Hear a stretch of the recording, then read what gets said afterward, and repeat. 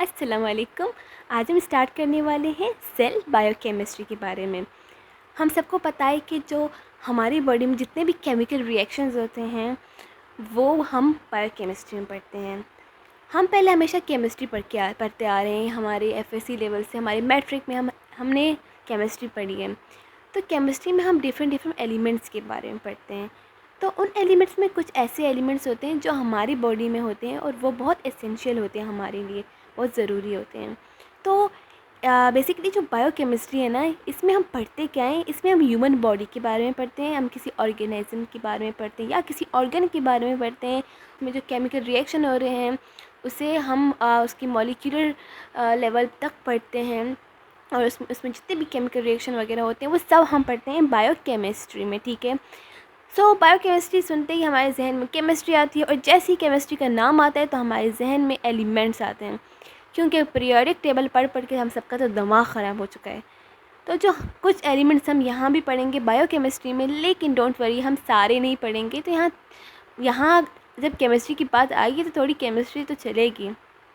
तो 6 ऐसे एलिमेंट होते हैं ना जो हमारी बॉडी के लिए बहुत बहुत ज़्यादा ज़रूरी है। और बहुत ही इंपॉर्टेंट बात ये है कि 6 एलिमेंट होते हैं ना, हमारी बॉडी का जो ड्राई वेट होता है उसका 90% होते हैं। हम सबको पता है कि हमारी बॉडी के 60% जो है हमारा वाटर होता है, हमारा फ्लूइड होता है। उस 60% में से 40% जो है ड्राई वेट है। तो यानी उस 40% में से जो 30% है हमारी बॉडी का ड्राई वेट, वो सिर्फ हमारी बॉडी में एलिमेंट्स हैं। कौन कौन से एलिमेंट्स हैं आइए देखते हैं। पहला एलिमेंट है कार्बन। कार्बन जो है वो बहुत ज़्यादा इंपॉर्टेंट है हमारी बॉडी के लिए। बॉडी का 90% वो कार्बन है। हर जगह आप कार्बन देखते हैं। कार्बन बहुत ही ज़्यादा एक वर्सेटाइल, हम कहते हैं एक प्रीडोमिनेंट एलिमेंट है, क्योंकि ये बहुत स्टेबल है। ये कोवेलेंट बॉन्ड और ये कार्बन कार्बन बॉन्ड भी बना सकता है। दूसरा है हाइड्रोजन, तीसरा oxygen, fourth nitrogen, phosphorus and sulphur. ठीक है। इसके अलावा भी कुछ एलिमेंट्स हैं 12 जो बहुत ही हम कहते हैं ट्रेस अमाउंट में, बहुत ही कम अमाउंट में है हमारी बॉडी में, और बहुत कम इनकी ज़रूरत है, उतना नहीं, बहुत कम, लेकिन ये भी एसेंशियल ही हैं। कौन कौन से हैं? Calcium, potassium, chloride, magnesium, iron, copper, cobalt, iodine, zinc, fluoride, molybdenum and selenium.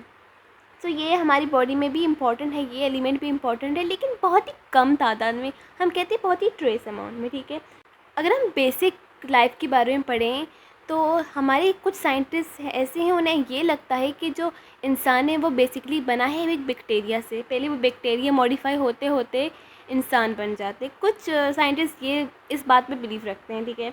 तो साइंटिस्ट कहते हैं कि स्पेशली ई कोलाई के बारे में वो बहुत ही बात करते हैं। ई कोलाई जो है, हम यहाँ पे ई कोलाई की एग्जांपल लेते हैं। ई कोलाई में जो है 6000 डिफरेंट ऑर्गेनिक कंपाउंड हैं। अगर हम ई कोलाई को एक ह्यूमन के सेल से या फिर ह्यूमन बॉडी से कंपेयर करें, जिसमें होते हैं हमारी ह्यूमन बॉडी में 1 लाख मॉलिक्यूल्स होते हैं। तो अब ये ऑर्गेनिक जो कंपाउंड है ना, ऑर्गेनिक कंपाउंड ये हमारे बैक्टीरिया में है। कौन सी बैक्टीरिया की एग्जांपल यहाँ पे हमने लिया हुआ ई कोलाई। ई कोलाई में जो ऑर्गेनिक कंपाउंड है, सेम यही ऑर्गेनिक कंपाउंड हमारी ह्यूमन बॉडी में भी। इसीलिए ना जो साइंटिस्ट हैं उन्हें ये गलतफहमी, ये लगता है कि हम जो हैं वो बैक्टीरिया से बने हैं। काफ़ी साइंटिस्ट इस बात से डिसएग्री करते हैं। अगर हम ऑर्गेनिक कंपाउंड की बात करें ना, तो ऑर्गेनिक कंपाउंड जो होते हैं वो बेसिकली 2 टाइप के होते हैं।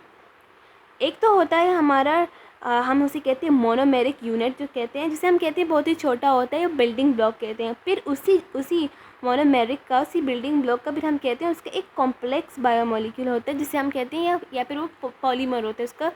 यानी बहुत सारे ऐसे छोटे छोटे मोनोमर्स हम बहुत सारे इकट्ठा कर दें तो फिर उसका एक बहुत बड़ा एक कॉम्प्लेक्स कंपाउंड बन जाते हैं।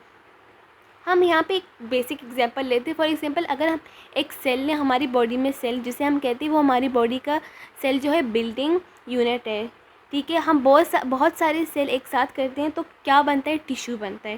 सेम उसी तरह अगर हम बहुत सारे ब्रिक्स एक साथ करें तो एक वॉल बनता है। यानी जो ब्रिक है वो वॉल का बिल्डिंग ब्लॉक है। सेम उसी तरह सेल हमारी बॉडी का बिल्डिंग ब्लॉक है, हमारे टिश्यू बनाता है, हमारे डिफरेंट ऑर्गन बनाते हैं। यहाँ पे हम डिफरेंट मोनोमर्स बिल्डिंग ब्लॉक के बारे में पढ़ेंगे और देखेंगे अगर ये इकट्ठे हो जाएं तो क्या बनता है। अगर हम अमाइनो एसिड की बात करें तो अमाइनो एसिड, बहुत सारे अमाइनो एसिड मिलके एक प्रोटीन बनाते हैं, ठीक है। तो हम कहते हैं कि प्रोटीन का जो है बिल्डिंग ब्लॉक या फिर मोनोमर जो है वो क्या है, अमाइनो एसिड है। प्रोटीन जो है वो बहुत ज़्यादा इंपॉर्टेंट है। प्रोटीन जो है वो हमारे सेल को एक स्ट्रक्चर भी देती है, और हमारे सेल में जितने भी फंक्शन हो रहे होते हैं ना, उनमें भी इसका बहुत बहुत बड़ा रोल है, ठीक है।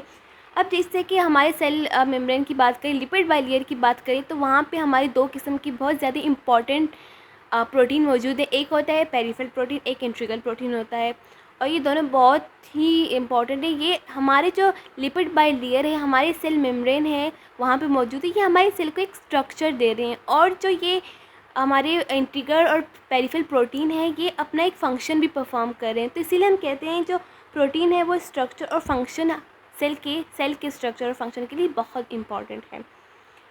अगर हम न्यूक्लियोटाइड्स की बात करें तो बहुत सारे न्यूक्लियोटाइड्स आपस में मिलके ना न्यूक्लिक एसिड बनाते हैं। और न्यूक्लिक एसिड क्या होता है, डीएनए आरएनए न्यूक्लिक एसिड होता है। और हम सबको पता है कि जो हमारा डीएनए है वो बहुत इंपॉर्टेंट है हमारी हेरिडेटरी इन्फॉर्मेशन के लिए। अगर हम में कोई क्वालिटी है, हमारी जो आदतें हैं जो हमारे पेरेंट्स से मैच करती हैं, तो वो किस लिए, वो हमारे पेरेंट्स के डीएनए है जो हम में आया है। जो डीएनए में जीन्स होता है वो हम में ट्रांसफ़र हुए हैं, तो हमारे पेरेंट्स की जीन्स जो है वो हमें ट्रांसफ़र होते हैं। तो हमें जितनी भी खूबियाँ, क्वालिटीज़ वगैरह होती हैं वो हमारे पेरेंट्स की होती हैं। तो हम इसीलिए कहते हैं कि डीएनए जो क्या है वो हेरिडिटरी इन्फॉर्मेशन कैरी करती है, कहाँ पे, जीन्स में, ठीक है। दूसरा जो न्यूक्लिक एसिड है वो आरएनए है। आरएनए बहुत इंपॉर्टेंट है हमारे प्रोटीन सिंथेसिस के लिए, तो इसे हम कहते हैं ये क्या है, प्रोटीन बायोसिंथेसिस है। अगर हम मोनोसेक्राइड्स की बात करें, यानी कार्बोहाइड्रेट्स वगैरह की, तो मोनोसेक्राइड्स जो हैं वो एक साथ मिलकर पॉलीसेक्राइड्स बनाते हैं। एग्जाम्पल में हम ग्लूकोज ले लेते हैं। ग्लूकोज क्या करता है, बॉडी में स्टोर होता है ग्लाइकोजन की फॉर्म में। तो इसीलिए हम ग्लूकोज को ये भी कहते हैं कि ये क्या है, ये हमारा शॉर्ट टर्म एनर्जी स्टोरेज है। वैसे जब मौजूद है तभी हमें एनर्जी दे रही होती है, और जब स्टोर होती है ग्लाइकोजन की फॉर्म में तो बाद में हमें एनर्जी दे रही होती है, लेकिन इसे हम कहते हैं एक शॉर्ट टर्म एनर्जी स्टोरेज है। ये दोनों मिल के क्या बनाते हैं, लिपिड, ठीक है। यानी लिपिड का जो बिल्डिंग ब्लॉक है, लिपिड का जो मोनोमर है वो फैटी एसिड भी है और ग्लिसरॉल भी है, ठीक है। और फैटी एसिड और ग्लिसरॉल जो हैं वो हमारी बॉडी में स्टोर होते हैं। फैटी एसिड स्टोर होता है, ग्लिसरॉल स्टोर होता है। तो ये जो क्या है, ये है हमारे लॉन्ग टर्म एनर्जी की स्टोरेज के लिए। यानी अगर 3-3 दिन तक हम खाना नहीं खाएंगे तो बाद में ग्लाइकोजन काम नहीं आएगा। बाद में जो हमारा स्टोर बॉडी में जितना भी फैटी एसिड होता है ना, वो ब्रेक डाउन होकर हमें एनर्जी देती है।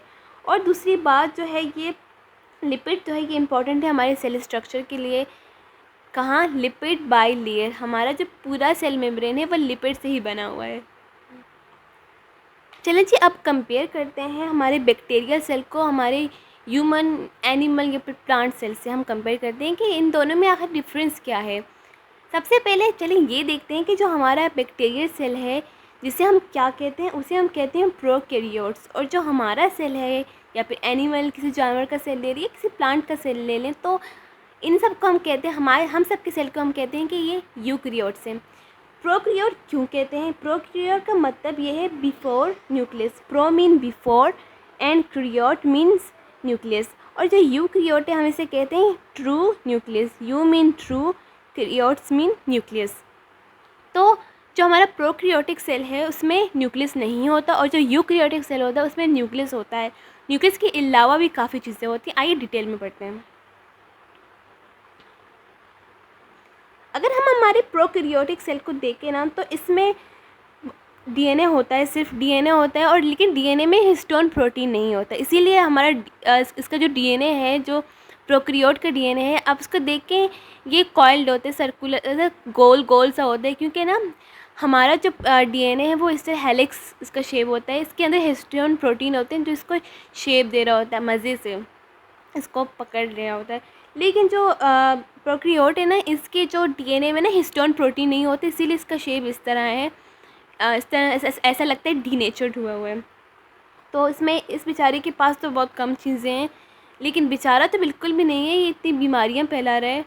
तो लेकिन ये जो है, इसमें इसके पास चीज़ें बहुत कम है। अब इसके पास दूसरा क्या चीज़ है, इसके पास राइबोसोम्स है। राइबोसोम्स है वो हमारे पास भी है, वो इसके पास भी है राइबोसोम, लेकिन इसका जो राइबोसोम्स है हम उसको कहते हैं ये 70 ऐसे, और जो हमारा है वो 80 ऐसे, यानी हमारा थोड़ा बड़ा है इससे। और बाकी इसके पास और कुछ नहीं है, बेचारा बहुत ही कंगाल है। तो ये क्या करता है, ये अपनी प्रोटीन बनाता है, और ये डीएनए की इसमें है, इसीलिए भी इसके जो थोड़ी वो हेरिडिटी इन्फॉर्मेशन है, थोड़ी बहुत चीज़ें जो हैं इसमें इसी वजह से हैं। तो इसके पास है से कुछ नहीं है, बस ये चीज़ें हैं। अगर हमें एक और चीज़ देखें तो इसका जो होता है ना, हमारा जो सेल होता है उसके आसपास जो, अगर हम एनिमल और ह्यूमन सेल की बात करें तो उसका सेल मेम्ब्रेन होता है, उसके बाहर सेल वॉल नहीं होता है, लेकिन प्लांट सेल के बाहर सेल वॉल होता है। और अगर हम प्रोकैरियोट्स की बात करें, इसका भी सेल वॉल होता है, लेकिन रिजिड होता है, रफ़ होता है बहुत ज़्यादा। और ये डिवीज़न कैसी करती है, इसके अंदर माइटोसिस मियोसिस ऐसा कुछ नहीं होता। जब इसको नया बैक्टीरिया बनाना होता है तो ये बाइनरी फ्यूजन करते हैं, यानी ये बीच में से हाफ़ हो जाते हैं, हाफ़ चीज़ें इस तरफ चली जाती हैं, हाफ़ चीज़ें उस तरफ चली जाती हैं, तो फिर एक दो नए बैक्टीरिया बन जाते हैं। बस यही चीज़ है, इसका कोई और ख़ास वो फंक्शन वगैरह नहीं है, लेकिन है ख़तरनाक भाई। अगर हम एनिमल या प्लांट सेल की बात करें तो उसके पास न्यूक्लियस होता है, डीएनए होता है, और उसके अलावा सेल के अंदर बहुत सारे सेल ऑर्गेनेलीज़ होते हैं। अब ये देखो, ये सारे क्या हैं, ये सारे सेल ऑर्गेनेलीज़ हैं, जिसमें माइटोकॉन्ड्रिया है। माइटोकॉन्ड्रिया के अलावा यहाँ पे एंडोप्लाज्मिक रेडिक्यूलम है, ये रफ एंडोप्लाज्मिक रेडिक्यूलम है, जो कि हमारे न्यूक्लियस के इर्द गिर्द हमेशा अटैच होता है। और इसके ऊपर क्या अटैच होते हैं, इसके ऊपर राइबोसोम्स अटैच होते हैं, जो कि हमारे न्यूक्लियस से हमारे ईआर में एंडोप्लाज्मिक रेडिक्यूलम में आ रहे होते हैं। और दूसरा हमारे पास स्मूथ एंडोप्लाज्मिक रेडिक्यूलम होता है। इसके अलावा हमारे पास गोल्जी अपरेटस होता है, और सेंट्रियोल भी होता है। सेंट्रियोल का सेल डिवीज़न में काम आता है, शायद आपको याद हो, एफएससी में पढ़ा हो। और इसके अलावा राइबोसोम्स ऑफ कोर्स होते हैं हमारे पास, राइबोसोम्स बहुत ज़्यादा इंपॉर्टेंट। इसके अलावा हमारे पास लाइसोसोम्स और पेरोक्सिसोम भी होते हैं। तो और इसके अलावा ये जो यहाँ पे साइटोप्लाज्म है, जिसे हम कहते हैं, ये जेली लाइक है, जिसके अंदर जो है हमारे सारे सेल ऑर्गेनेल्स महफूज हैं। यानी सेल अगर डांस भी कर रहा हो ना तो ये गिरते नहीं हैं सेल ऑर्गेनेल्स, क्योंकि ये हमारे एक जेली लाइक स्ट्रक्चर हैं, जो कि हमें जिसे हम कहते हैं साइटोप्लाज्म। उसके अंदर ऐसा लगता है, अब अगर आप जेली ले लें, जेली के अंदर आप फ्रूट डाल दें, उसे फ्रीज़र में रख दें, तो जब देखिए आप उसको उल्टा भी कर दें, प्लेट उल्टा कर दें, लेकिन अगर जेली उसके अंदर फिक्स हो, ये ना पूरे जेली निकल जाए, तो फ्रूट जो है वहाँ से निकलेंगे नहीं, बाहर गिरेंगे नहीं। तो सेम इसी तरह हमारी ऑर्गेनेलीज़ जो हैं इस तरह सेल के अंदर होते हैं। और यहाँ पे जो है प्रोटीन होते हैं, हम इनको कहते हैं कि ये जो होते हैं ये माइक्रोट्यूब्यूल्स हैं। और ये कौन कौन से प्रोटीन होते हैं, ये एक्टिन प्रोटीन होते हैं, एक्टिन फिलामेंट होते हैं, जो कि हमें हमारे जो सेल को एक वो स्केलेटन दे रहे होते हैं। इसीलिए हम कहते हैं कि ये क्या है, ये सारा साइटोस्केलेटन है, ठीक है। अब अगर हम देखें तो ये जो है हमारे सेल के बारे में मज़ीद देखें तो ये प्लांट सेल की बात करते हैं। चलो, प्लांट सेल जो है, प्लांट सेल में एक डिफरेंस ये होता है कि प्लांट सेल के बीच में एक बड़ा सा वैक्यूल होता है, ठीक है, वैक्यूल होता है, और उसका जो न्यूक्लियस होता है वो साइड में होता है। और प्लांट सेल में ग्रीन कलर का क्लोरोप्लास्ट होता है, जिससे वो फोटोसिंथेसिस करते हैं, अपने लिए फूड बनाता है। और प्लांट सेल के आसपास हमारा सेलुलोज का एक सेल वॉल होता है। ये जो सेल है ये हमारे जो ह्यूमन बॉडी में होता है। एग्जांपल हम ले सकते हैं इरेथ्रोसाइड, एग्जांपल ले सकते हैं, हमारे ह्यूमन बॉडी में काफ़ी सेल होते हैं। For example erythrocytes, nerve cell, muscle cell, beta cell और पेनक्रियाज, ठीक है। इसके अलावा अब देखें ये जो हमारा सेल वॉल है, अगर इस सेल वॉल को हम थोड़ा डिटेल से देख लें तो जो हमारा सेल वॉल है ना वो लिपिड बाइलेयर से बना हुआ है, यानी 2 लिपिड से बना हुआ है। जो उसका हेड है, जिसे लिपिड बाइलेयर का जो हेड है, तो ये जो है ये फॉस्फेट से बना हुआ है, और जिसकी टांगें जो हैं ये फैटी एसिड से बनी हुई हैं। उसके अलावा फिर दूसरा लेयर नीचे की तरफ होता है, ये जो फॉस्फेट हेड है और इसकी टांगें इस तरह ऊपर की तरफ, यानी यहाँ पे लेटा हुआ है और यहाँ पे खड़ा है। तो ये कि 2 लेयर है ना, इसीलिए हम कहते हैं लिपिड बाइलेयर। तो जो इसका फॉस्फेट हेड होता है ना, इसको हम कहते हैं ये हाइड्रोफिलिक होता है, यानी इसे पानी से मोहब्बत होती है, ये पानी से नफ़रत नहीं करता। लेकिन जो फैटी एसिड होता है ना, इसको हम हाइड्रोफोबिक कहते हैं, इसको पानी से बहुत नफ़रत है। यानी इसका एक फ़ायदा हमारे सेल मेम्ब्रेन में ये है कि जो हमारा यहाँ पे जो एक्स्ट्रा सेलुलर फ्लूइड है जो हमारे सेल के बाहर है, वो सेल के अंदर नहीं आने देता, और जो हमारे इंट्रा सेलुलर फ्लूइड है उसे हमारे सेल के बाहर जाने नहीं देता, ठीक है। अभी थोड़ी देर पहले हमने डिस्कस किया कि हमारी बॉडी का 60% जो है वो फ्लूइड है, ठीक है। उस 60% में से जो 40% है वो हमारा इंट्रासेलुलर फ्लूइड है, और जो 20% है वो हमारा क्या है, हमारा एक्स्ट्रा सेलुलर फ्लूइड है, ठीक है। तो देखिए इस तरह की कुछ इस तरह हमारा सेल मेम्ब्रेन होता है, lipid by layer. Lipid by layer में कुछ और चीज़ें होती हैं जो प्रोटीन होते हैं। ये देखें, ये जो हमारा प्रोटीन है, यहाँ पे हमारा प्रोटीन है, ये हमारा प्रोटीन है, ये हमारा प्रोटीन है। ये जो प्रोटीन यहाँ पे होते हैं एक चैनल का काम करते हैं। इसके अंदर जो है एक्वस टनल होता है, जहाँ से चीज़ें जो है हमारे सेल से अंदर बाहर हो रही होती है। अब देखिए हमने यहाँ पे डिस्कस किया कि ये जो साइड होता है, ये जो है ये हमारा क्या है, हाइड्रोफिलिक है, सॉरी हाइड्रोफोबिक है, इसे पानी से नफ़रत है। तो कभी कभार क्या होता है, सेल के अंदर पानी कम हो जाता है या सेल के बाहर पानी कम होता है, तो यहाँ से क्या होता है, वाटर मूवमेंट होती है, पानी अंदर बाहर होता है। तो पानी कहाँ से अंदर बाहर होता है, पानी इस चैनल से अंदर बाहर होता है। यहाँ पर आप समझिए ये एक्वस टनल है, यहाँ से पानी अंदर बाहर मज़े से हो रहा होता है। इसके अलावा जो हमारा जो दूसरा है, ये भी प्रोटीन है, जो इंट्रीगल प्रोटीन, ये दोनों जो है ये इंट्रीगल प्रोटीन है, ठीक है, इंट्रीगल प्रोटीन है, और ये भी इंट्रीगल प्रोटीन है और ये भी इंट्रीगल प्रोटीन है। तो लेकिन इंट्रीगल प्रोटीन ना बहुत टाइप के होते हैं। अभी ये देखें यहाँ पे इंट्रीगल प्रोटीन जो है वो एज अ चैनल काम करे। अब यहाँ पे अगर हम इंट्रीगल प्रोटीन की बात करें तो यहाँ पे ना ये एज अ रिसेप्टर काम कर रहा है, ठीक है। कैसे, अब ये रिसेप्टर है हमारे सेल के अंदर, तो यहाँ पे कोई हार्मोन आके बाइंड करता है, तो यहाँ सेल के अंदर सिग्नल्स आते हैं। फॉर एग्जांपल यहाँ पे इंसुलिन आके बैठता है, तो सेल के अंदर हमारे सिग्नल्स जाते हैं। सिग्नल्स जाने के बाद जो है हमारे एक यहाँ पे वेजिकल्स होते हैं, वेजिकल के आसपास जो होते हैं हमारे ग्लूकोज वो होते हैं, चैनल्स होते हैं, ट्रांसपोर्ट चैनल होते हैं। तो वो आके हमारे सेल मेम्ब्रेन के अंदर यहाँ एम्बेडेड हो जाती है, यहाँ पे लग जाते हैं। तो फिर वहाँ से क्या होता है, ग्लूकोज हमारे सेल के अंदर आती है, क्योंकि ग्लूकोज जो है बहुत बड़ा होते हैं। हमारा जो लिपिड बाई लेयर है ना, वो हर चीज़ को अंदर आने नहीं देता हो और हर चीज़ को बाहर जाने नहीं देता, यानी इसे हम कहते हैं कि पार्शियली परमिएबल है, फुली परमिएबल नहीं है। अभी पानी तो आने जाने से रहा, क्योंकि इसकी जो फैटी एसिड्स हैं ये हाइड्रोफोबिक हैं। उसके अलावा जो है बहुत बड़े बड़े जो मोटे मोटे मॉलिक्यूल्स होते हैं, जिनका मॉलिक्यूलर वेट ज़्यादा होता है ना, तो वो भी यहाँ से पास नहीं हो सकती ईजीली। और बाकी जो हमारे जितने भी मॉलिक्यूल्स होते हैं जिनमें चार्ज होता है ना, जैसे कि सेल के अंदर हमारी क्या है पोटेशियम और सेल के बाहर सोडियम, तो ये अंदर बाहर नहीं हो सकते। तो उसके लिए कुदरत ने ना हमारे डिफरेंट किस्म के चैनल्स बनाए हुए हैं और हर चीज़ के लिए उसका अपना चैनल है। सोडियम के लिए उसका अपना चैनल यहाँ पे लगा हुआ है और पोटेशियम के लिए उसका अपना चैनल है। ये हम फिजियोलॉजी में पढ़ चुके हैं। अगर आपने नहीं देखी ना मेरी वो वीडियो, तो जाके देख लें। Physiology I think cell membrane physiology में मैंने पढ़ाया है, आप जाके वो देखिए, काफ़ी डिटेल में मैंने पढ़ाया हुआ है। तो यहाँ पे ये जो है ये रिसेप्टर का काम कर रहे हैं। उसके अलावा दूसरे इंट्रीगल प्रोटीन होते हैं यहाँ पे, ये किस चीज़ का काम करते हैं, ट्रांसपोर्टर का काम करते हैं, ठीक है। देखिए होता ये है कि हमारे सेल के अंदर जो है वो सोडियम कम होता है और सेल के बाहर सोडियम ज़्यादा होता है, और सेल के बाहर जो हमारे एक्स्ट्रा सेलुलर फ्लूइड है वहाँ पे पोटेशियम कम होता है, सेल के अंदर पोटेशियम ज़्यादा होता है। लेकिन फिर भी ना ये जो है ये हम कहते हैं ये सोडियम पोटेशियम पंप होता है हमारे सेल मेम्ब्रेन में। ये क्या करता है, ये पोटेशियम जो है हमारे सेल के अंदर लाता है, बाहर से क्या करते हैं, हमारे बाहर से 2 पोटेशियम अंदर लाते हैं और अंदर से क्या करते हैं 3 सोडियम बाहर ले जाते हैं, ठीक है। तो इसके अलावा जो है हमारे लिपिड बाई लेयर में इसके अंदर यहाँ पे वो होते हैं, ये कोलेस्ट्रॉल हैं जो कि हमारे लिपिड बाई लेयर को फ्लूइडिटी प्रोवाइड करते हैं। देखिए सेम चीज़ यहाँ हमारे लिपिड पे लगी हुई, सेम चीज़ यहाँ हमारी प्रोटीन पे लगी हुई।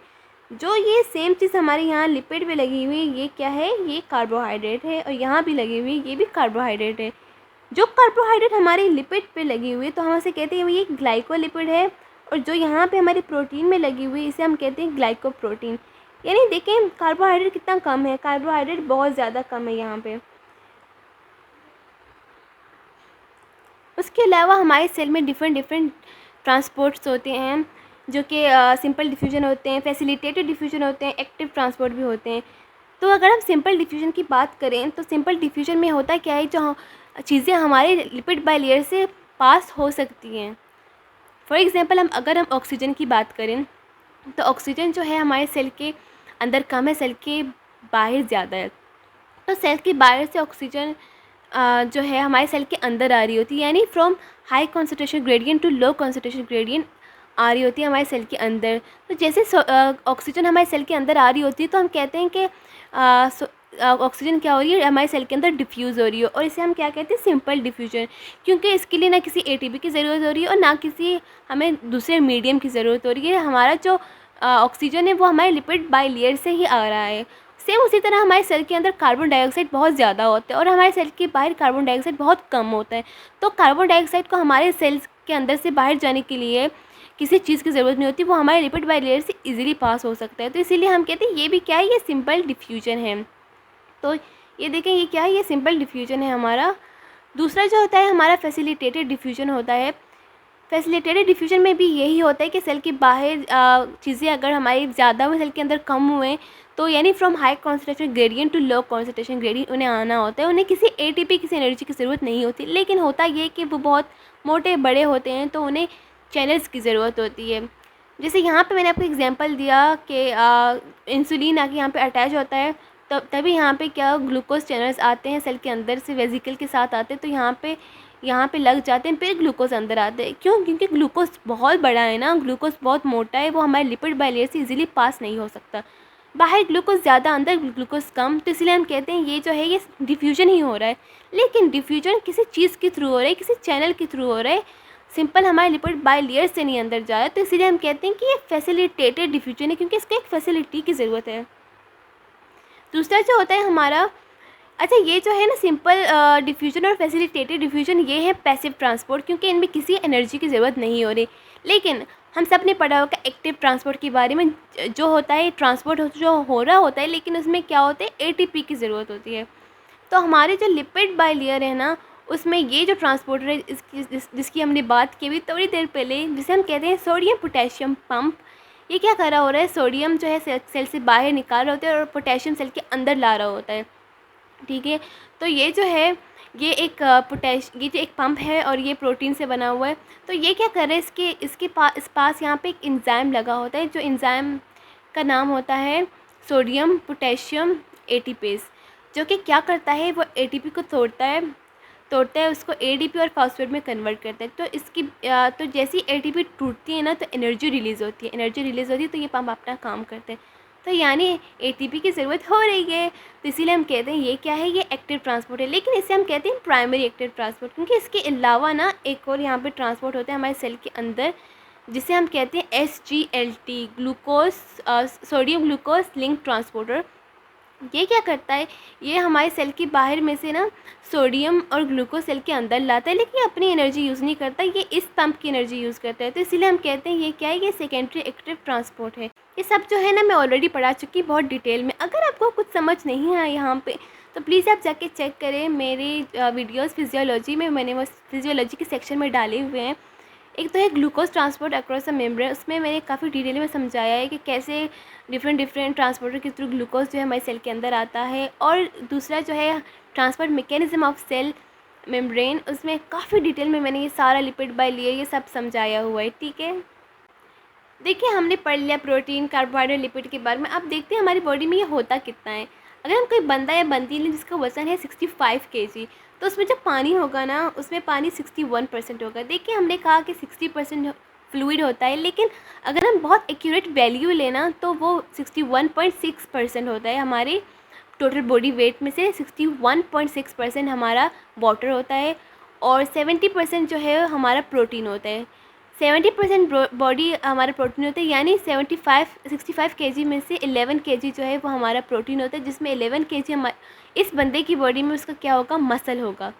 अगर हम लिपिड की बात करें तो 30% लिपिड होगा, यानी 9 kg एडिपोज टिश्यू होंगी इसकी बॉडी में। और कार्बोहाइड्रेट की बात करें तो कार्बोहाइड्रेट्स जो है वो 1.5% होंगे, यानी 1 kg किस फॉर्म में, अक्सर ग्लाइकोजन के फॉर्म में इस पर्सन में। और सेम मिनरल्स की अगर हम बात करें तो 6% होते हैं, यानी 4 kg। अब हम पढ़ेंगे न्यूक्लियस के बारे में, माइटोकॉन्ड्रिया के बारे में, एंडोप्लाज्मिक रेटिकुलम के बारे में, गोल्गी ऑपरेटर्स के बारे में, फिर लाइसोसोम और पैरोक्सिसोम के बारे में। अगर हम न्यूक्लियस का स्ट्रक्चर देखें ना, तो वो कुछ इस तरह से दिखेगा, गोल बिल्कुल बॉल की तरह होता है, स्फेरिकल शेप होता है। और अगर उसका एक हिस्से इस तरह हम खोल के देखें ना, तो देखिए सबसे पहले तो ये देखें, ये जो पोर्स आप देखते हैं ये जो है इसके न्यूक्लियस के पोर्स हैं। जो चीज़ें न्यूक्लियस के अंदर से बाहर साइटोप्लाज्म में आते हैं, तो वो इन पोर्स के थ्रू आते हैं, जिनको हम कहते हैं ये क्या है, न्यूक्लियस पोर्स या फिर न्यूक्लियोपोर भी हम इसे कहते हैं। जो कि इनका साइज़ कितना होता है, 90 नैनोमीटर होता है। ठीक है, अब ये जो है ये बहुत ही बड़ा होता है, हम कहते हैं ये लार्ज होता है, ये एक लार्ज ऑर्गेनेली ये बड़ा है और इसकी जो इसकी ये डबल मेम्ब्रेन है, ठीक है।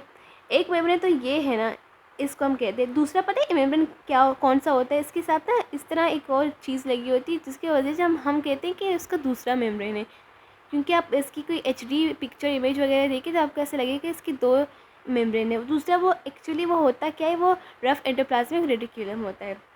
इसके अंदर क्रोमोसोम्स होते हैं, इस तरह के शेप के क्रोमोसोम्स होते हैं। क्रोमोसोम के अंदर हमारा डीएनए होता है, लेकिन सिर्फ डीएनए नहीं होता, डीएनए के इर्द गिर्द इस तरह गोल गोल से हमारा हिस्टोन प्रोटीन होता है, 6 हिस्टोन प्रोटीन होते हैं। तो यानी क्रोमोसोम्स जो है वो हम क्या कहेंगे, क्रोमोसोम जो है वो प्रोटीन प्लस डीएनए है, यानी डीएनए प्लस हिस्टोन जो है वो क्रोमोसोम्स है। डीएनए प्लस हिस्टोन जो है ना, इनका रेशो 1:1 होता है, और इन दोनों को अगर हम प्लस करें ना तो क्रोमोसोम बनते हैं। और इस क्रोमोसोम में ना कहीं तादाद में, हज़ार तादाद में हमारे हिस्टोन प्रोटीन और डीएनए हैं, ठीक है। अगर इसको हम खोलें ना तो इसके अंदर बहुत ज़्यादा डीएनए और बहुत ज़्यादा हिस्टोन निकलेगा।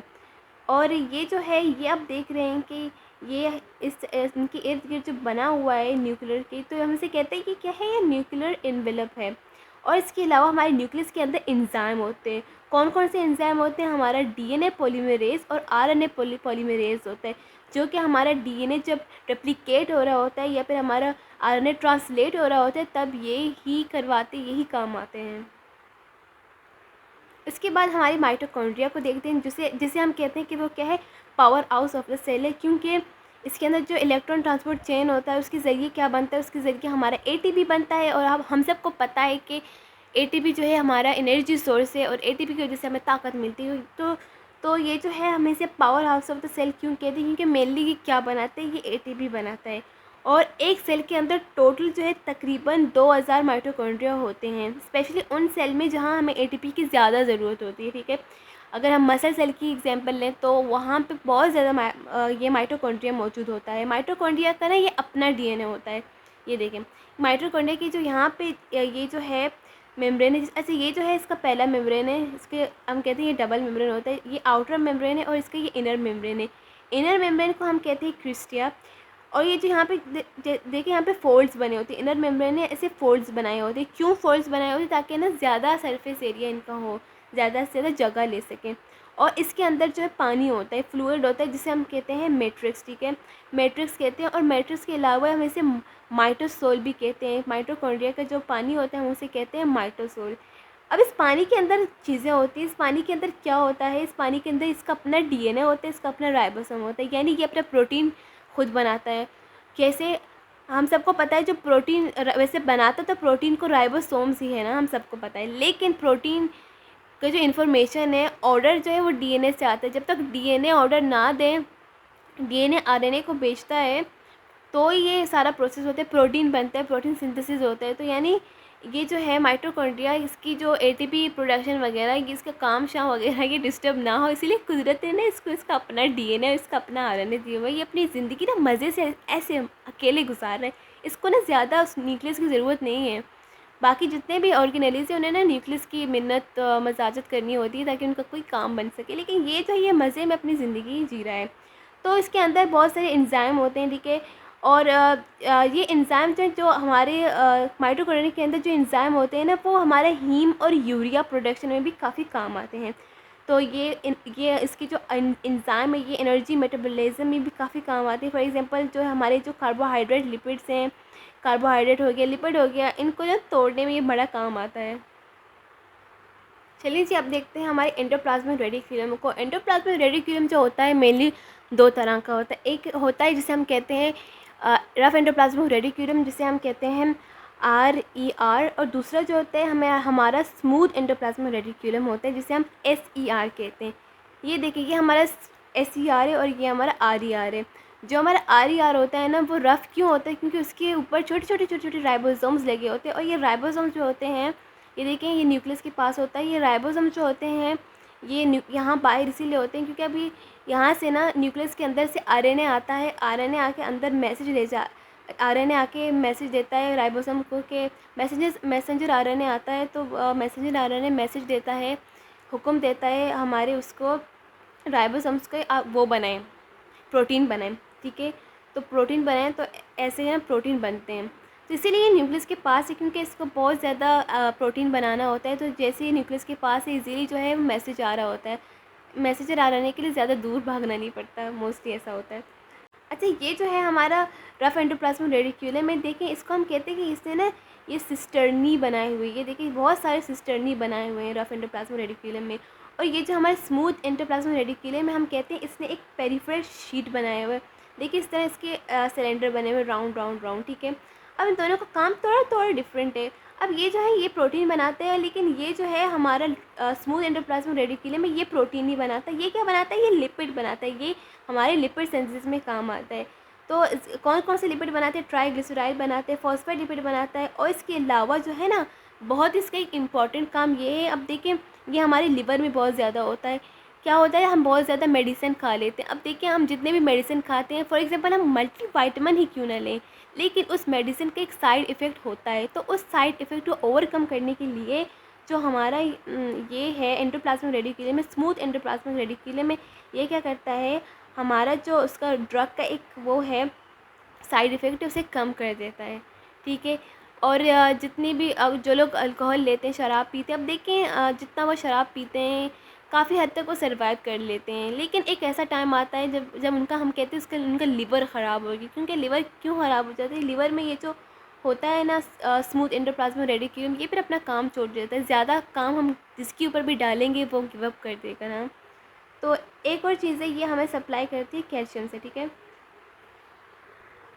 चलिए जी अब गोल्जी अपरेटस के बारे में देखते हैं। हम इसको डक्टियोसोम भी कह सकते हैं। और ये क्या करता है, ये चीज़ों को मॉडिफाई करता है। इसका काम क्या है, देखिए स्टैक लाके एक दूसरे के ऊपर गुच्छे रखे और यहाँ पे ये सेक है, वेजिकल है, ठीक। देखिए अब जो चीज़ें जो है ना, हमारा जो SCR था, हमारा स्मूथ एंडोप्लाज्मिक रेडिक्यूलम था, वो क्या करते हैं, लिपिड उसने बनाया। और हमारा जो रफ एंडोप्लाज्मिक रेडिक्यूलम उसने प्रोटीन बनाए। तो ये सारी चीज़ें एक दफ़ा जब पैक हो जाती है ना, वो कंफर्म होने के लिए हमारे इसमें आते हैं, हमारी गोल्जी अपरेटस में आते हैं। ये चेक करता है, ये देखता है अगर उनमें कोई चीज़ एक्स्ट्रा लगे तो उसको हटा देता है, और इसको खुद की कोई चीज़ ज़रूरत होती है तो उनको निकाल देता है। तो कोई एडिशन कर देता है, सब्सट्रैक्शन कर देता है, उनको कुछ हद तक कुछ टाइम के लिए अपने पास स्टोर करता है, उनको पैक करते इस तरह वेजिकल में पैक करते, जब भी जहाँ ज़रूरत होती है फिर इन्हें वहाँ ट्रांसपोर्ट करता है। तो इसका भी बहुत मज़े का काम है। हाँ, ये क्या करता है, अब ये क्या करता है, ये प्रोटीन मॉडिफिकेशन करता है। फॉर एग्ज़ाम्पल अभी हमारे जो सेल मेम्ब्रेन है ना, लिपिड बाइलेयर, उसके लिए हमें चाहिए एक ग्लाइकोल प्रोटीन। तो ग्लाइकोल प्रोटीन चाहिए, तो ये प्रोटीन के साथ क्या ऐड कर देते हैं, कार्बोहाइड्रेट ऐड करके उसको ग्लाइकोल प्रोटीन बना देता है और उसे हमारे सेल मेम्ब्रेन के पास भेज देता है। और फॉर एग्जांपल अगर जो है हमारे हमारे सेल मेम्ब्रेन में ये भी था, आपने देखा ग्लाइकोलिपिड भी था। तो अभी यहाँ से स्मूथ एंडोप्लाज्मिक रेडिक्यूलम इसके पास लिपिड भेजता है, तो उस लिपिड के अंदर ये कार्बोहाइड्रेट ऐड करके उसको ग्लाइकोलिपिड बना देते हैं और उसको हमारे सेल मेम्ब्रेन के पास भेज देते हैं, क्योंकि वहाँ ज़रूरत होती है। स्पेशली तब जब एक रप्चर वगैरह होती है या फिर एक नया सेल बन रहा होता है, तो सेल डिवीजन के टाइम तो उसका जो सेल मेम्ब्रेन है ना, वो कैसे बनता है, वो ये जो है बहुत हेल्प करता है, काफ़ी चीज़ें ये भेज देता है। तो यानी हम कहते हैं कि प्रोटीन मॉडिफिकेशन भी करता है, लिपिड मॉडिफिकेशन भी करता है, चीज़ों को पैक करके उनके जगह पहुंचा देता है। और इसके अंदर एंजाइम भी हैं, जो कि पेनक्रियास के एंजाइम हैं जो पेनक्रियास प्रोड्यूस करते हैं। और इसके पास जो है पेरोक्सिसोम भी है, इसके पास लाइसोसोम भी हैं, ठीक है। अभी पेरोक्सिसोम लाइसोसोम जो क्या है, ये वो भी एक इस तरह वेजल लाइक ऑर्गेनेलीज है, छोटे छोटे। तो उनके अंदर पेरोक्सिसोम और लाइसोसोम, उसके बारे में हम डिटेल में पढ़ेंगे। उनके अंदर एंजाइम होते हैं, और जो हमारे सेल के अंदर जितनी भी एंजाइमेटिक रिएक्शन होती है, चीज़ों को जो एक्स्ट्रा चीज़ों को ख़त्म करना, उनको बाहर निकालना, तो सब ना ये दोनों करते हैं। तो पेरोक्सिसोम और लाइसोसोम जो है वो बनते कहाँ से, ये हमारे गोल्जी अपरेटस उन्हें बनाता है। आई होप यहाँ तक आपको सब कुछ समझ आ गया होगा। बहुत ही सिंपल था। न्यूक्लियस के बारे में हमने पढ़ा, फिर हमने पढ़ा माइटोकॉन्ड्रिया के बारे में, फिर हमने पढ़ा रफ एंडोप्लाज्मिक स्मूथ एंडोप्लाज्मिक के बारे में, फिर हमने पढ़ा गोल्जी अपरेटस के बारे में। अब देखें ये जो माइटोकॉन्ड्रिया ये एनर्जी बनाता है, तो हमारा जो ये न्यूक्लियस है, ये सब है ऑर्गेनेल्स, ये काम करते हैं।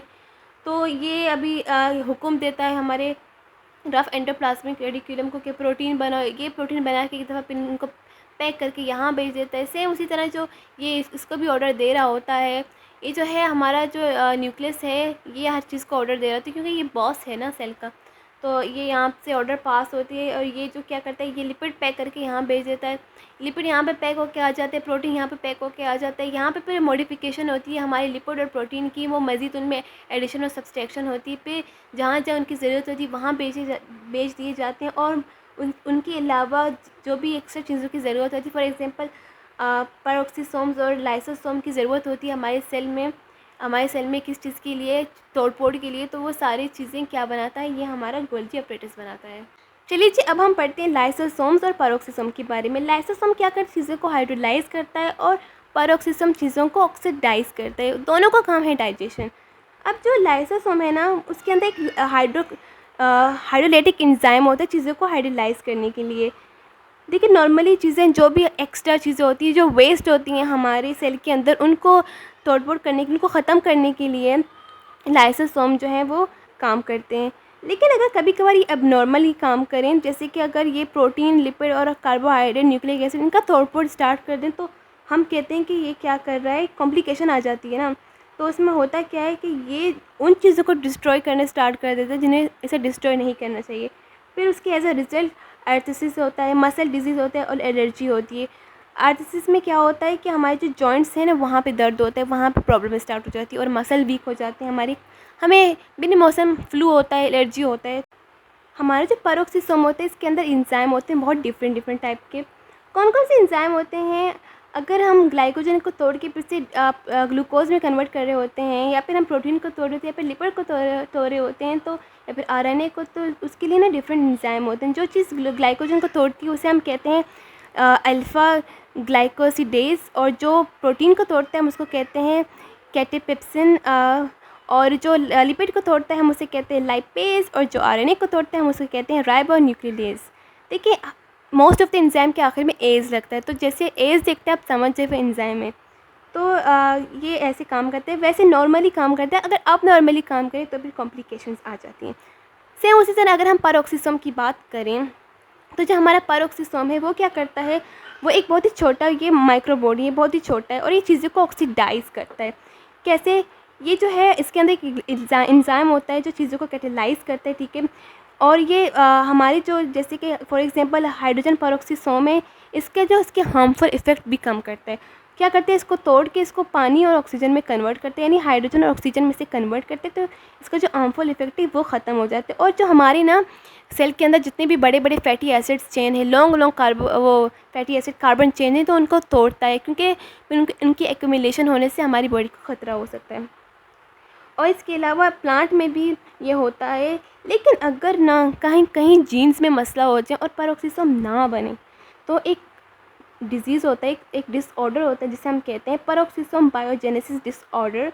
उसमें क्या होता है ना, बॉडी में काफ़ी एबनॉर्मलिटीज़ आ जाती हैं, क्योंकि बॉडी के अंदर जो बड़ी बड़ी कार्बन चेन है फैटी एसिड की, ये बॉडी में जमा हो जाती है, एक्यूमुलेट हो जाती हैं, और हैज़ अ रिज़ल्ट बॉडी के अंदर जो प्लाज्मेलोजन है वो कम हो जाता है, ठीक है।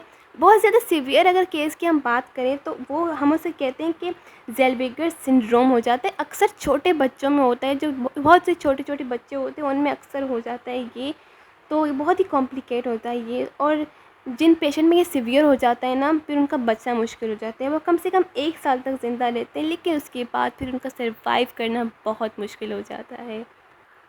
हाँ जी, तो ये था हमारे आज का लेक्चर। आई होप आपको सब बहुत अच्छे से समझ आ गया होगा। अगर आपको कोई भी मसला, कोई भी क्वेश्चन आपको पूछना हुआ, तो आप मुझे इंस्टाग्राम पे मैसेज करके पूछ सकते हैं। तो मिलते हैं हमारे नेक्स्ट वीडियो में, तब तक के लिए अल्लाह हाफ़िज़, फ़ी अमान अल्लाह।